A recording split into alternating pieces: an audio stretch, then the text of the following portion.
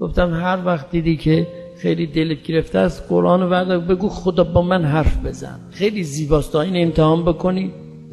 جهگاهی انسان خب قرآن میخونه تدبر تفکر داره، جهگاهی دلش گرفته است و کسی میخواد حرف بزن، چه کسی بالاتر از خدا، بگو خدا با من حرف بزن، همینجوری دست بنداز باز کن.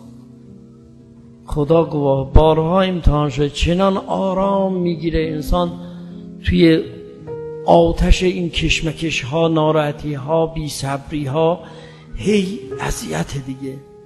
قرآن که آب سردی میریزه، آرام آرام، تا منو داری غم نداری. اینو بدان ما اصحاب مصیبت الا باذن الله، هر اتفاقی میفته من خدا میبینم، من اینو فرستادم برات، آرام بگیر، فقط از وظیفه خارج نشو.